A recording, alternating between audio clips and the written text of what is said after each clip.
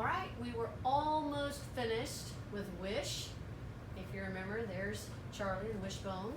In fact, we were on chapter 26, so let's just take up where we left off. What's that? Audrey Mitchell pointed to my hand as we played Bible bingo in the fellowship hall. It had been raining all morning, so we hadn't been able to go outside and have a balloon race like Miss Rhonda had planned for us to do. I looked down at the drawing I had done on the back of my hand with a pen. A blackbird in a cage, I said, flipping my hair the way Jackie flips hers. Audrey screwed up her face like she'd just seen a dead possum squashed flat in the middle of the road. Check it out, I said, thrusting my hand toward her face and winking. I'd been trying to do all the things Jackie does, flipping my hair and winking, acting cool and confident. But so far, it hadn't seemed to be working. Most of those kids at Bible school still treated me like I had cooties. What's it for? Audrey said. And then the darndest thing happened. I guess being a ray of sunshine had given me some real confidence, not pretend confidence, because I looked her square in the eye and said, "It's the same as the tattoo my daddy has on his hand."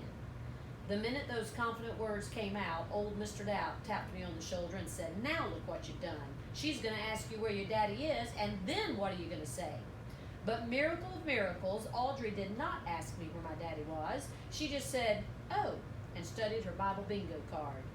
So I pushed Mr. Dowd aside and said, "His name is Scrappy, and he's getting corrected."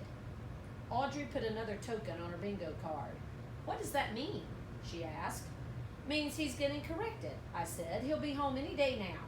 "So then are you going back to Raleigh?" she said. At that, Howard's head shot up from studying his bingo card, and he stared at me. Yeah, I said. "Sure." "When?" Howard said. I shrugged. "I don't know. However long it takes for Scrappy to get corrected, I guess." Suddenly my confidence began to spin out of control, faster and faster until it rose right up through the ceiling and out the roof of Rocky Creek Baptist Church, disappearing into the sky and leaving me there in the fellowship hall with a stomachache.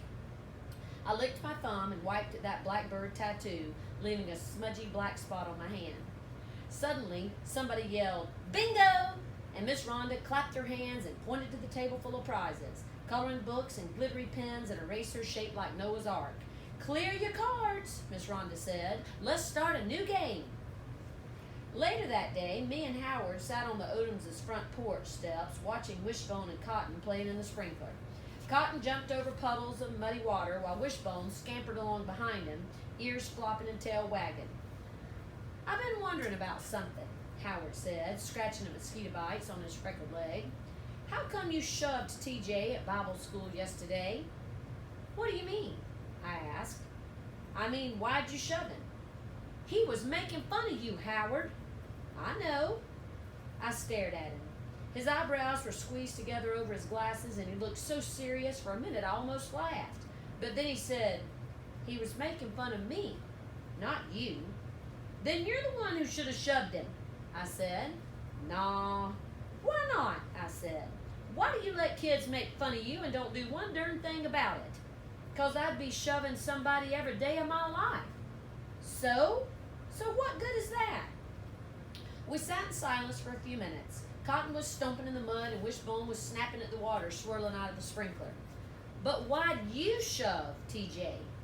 Howard asked. "Because he was being mean to you." I wiped muddy water off my legs. "Duh," I added. "Why do you care about that?" "'Cause you're my friend," I said. "I don't like kids to be mean to my friends, okay?" "I'm your friend?" "Sure you are," I said. "Duh," I added again. "I am?" "Well, yeah." "Then my wish came true." "It did?" "Yeah." Howard blushed a little, his white freckly face turning pale pink. "Well, part of it anyway. I wished for two things. So since one of them has come true, I can tell it to you. I wish that we'd be friends." "Well, dang, I never would have guessed that. You'd think that a red-headed boy with glasses who was named Howard and had an up-down walk would have a lot more to wish for than being friends with me. But I admit I felt a smile on my face and hope in my heart, because maybe wishes really do come true. Maybe some wishes just take longer than others.